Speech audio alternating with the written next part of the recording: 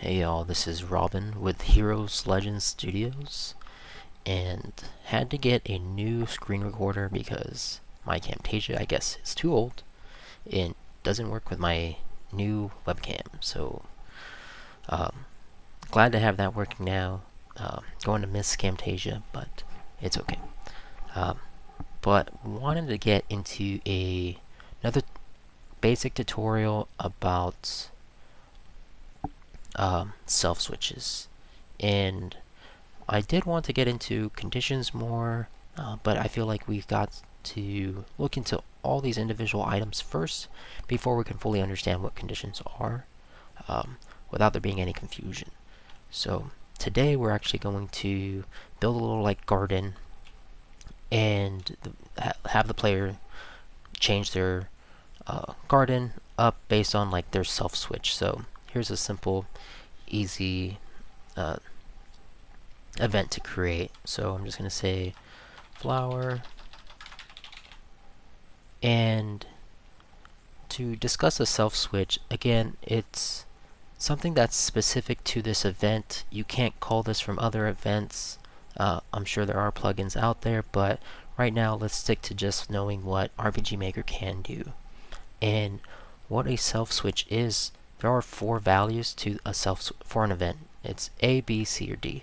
And again, each value actually can hold its own on-off switch. So I can set A to be on, I can set it to off.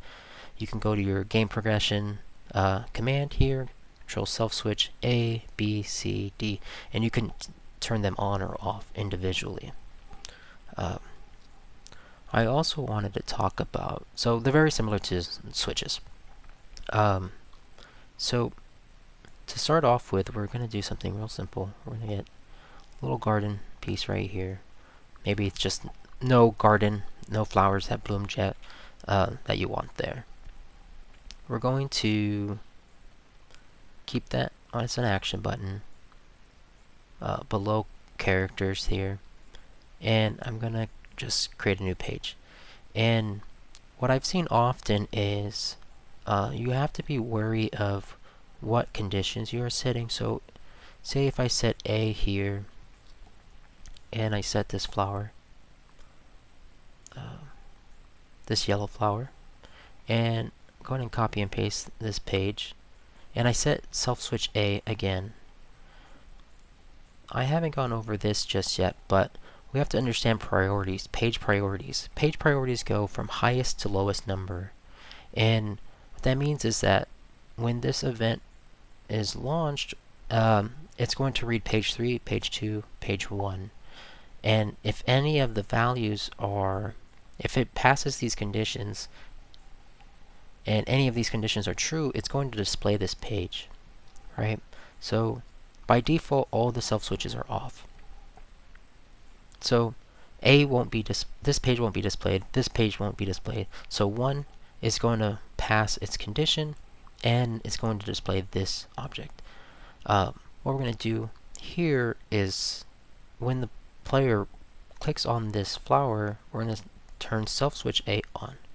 Again, it's just like switches. If you haven't seen the switch tutorial yet, I'll post a link in the description and you can check it out to understand what switches are and how they may be different to self switches.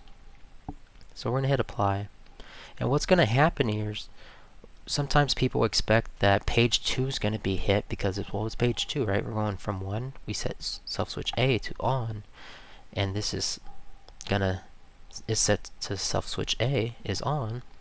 But what happens is they end up duplicating some things, and they have some conflicts with their conditions. What actually is going to happen, we're going to see this purple one, so let's check that out.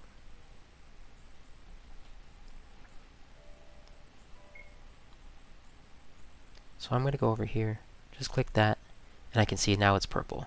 But what we want to do is make sure that we were seeing yellow. So just be wary of that. Make sure that your conditions aren't conflicting here. And so what we're going to do, we're going to go B, and I'm going to just copy and paste, copy and paste. We need 5 pages. And we're going to go A, B, C, change this image to this one, and finally D, and go to the last one. So self switches, the really only difference is I think they're best used for page progression. Say I don't want to create any additional switches or variables or look at any items or actors. I only want this item to progress by itself, and it's not affected by anything else in the game, and it's not going to affect anything else in the game. And so I think that's the best use case for self switches. They're isolated to this event, and they progress this event in a linear fashion. So what happens here when we get to this final one? We're going to get stuck, right? We have nothing to change these events. So what we're going to do is we want it to loop back to page 1, and what we're going to do is turn everything off. Okay? And I'm just going to copy and paste. Hit spacebar, turn those off. B, C, and D. Cool. So now this is going to turn everything off. Our page priority is going to be go backtrack all the way through here, and this is going to be the only page that's passes all its conditions. So it's going to hit page 1, and then we kind of just loop through all of these. Oops, I forgot to do. Good thing I went through these. I forgot to update these self switches. So B needs to turn on. And again, because of that page priority, A can be on and B can be on at the same time. But because there is no self switch or condition ahead of page 3 for self switch A to be on, there's no conflict. So I can keep this one on. I can turn B on. From here, now A and B are on. And there won't be any issues. So again, I can just paste this here, turn that to C, and we can see that now A, B, and C are going to be on. Go here and we turn on D. Now A, B, C, and D are on, and so now we've hit here D, and that's why we have to turn them all off, and that's going to drop us back all the way down to priority page 1. Cool, cool. So let's take a look at that.